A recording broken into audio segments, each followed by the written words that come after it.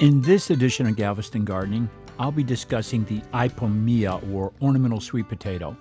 I'll show you some of the more popular varieties and provide suggestions on how best to manage this plant in the landscape.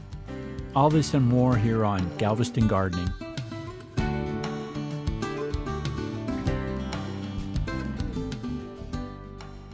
Ipomea batatas, or the ornamental sweet potato, experienced an increase in popularity during the late 1990s and today has become a favorite among gardeners throughout the Texas Upper Gulf Coast.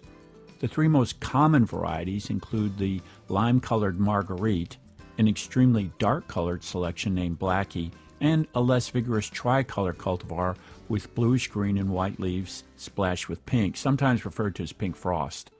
This tricolor selection is interesting, but for my money, you can't beat Marguerite or Blackie for landscape performance. Heat, drought, and pest tolerance are among the many characteristics that make this plant well suited for the Gulf Coast. The ornamental sweet potato does best in full sun, and performance is limited in low-light areas. One of the great things about the Ipomea is the many uses it has in the landscape. This plant works well as a vining ground cover, a trellised vine, in a hanging basket, or spilling over the side of a container.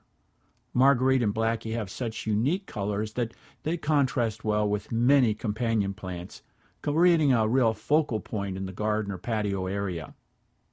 Managing ornamental sweet potatoes in the landscape is not all that difficult. When planting, be sure to think about the ultimate size of the plant. It's not unusual for one or two plants to cover as much as 50 to 100 square feet by the end of the growing season.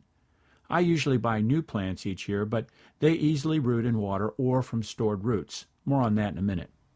One thing about the Ipomea is that you can't be afraid to use the shears to keep them in bounds.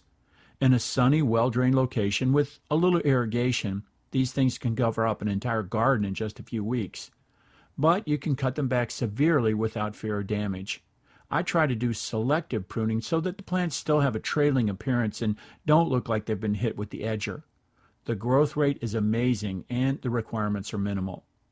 The Ipomea is classified as an annual and it is susceptible to cold damage in our area. Even if it doesn't freeze back in winter, it's a good idea to cut it back severely once cooler temperatures arrive. You can also dig up the fleshy roots and store them in a cool, dry place until planting in spring. I usually pull everything up in late fall and start from scratch with new plants from the garden center. This approach lets me spot in plants exactly where I want them. If there is a downside to the ornamental sweet potato, it's that they are very lush and can overgrow an area quickly. But these plants are easy to control and thrive on being cut back. All in all, the Ipomea may be one of the most vigorous and colorful plant materials for the Texas Upper Gulf Coast. Remember, there are now 4 easy ways to get the latest information from Galveston Gardening. Visit our website at www.galvestongardening.com.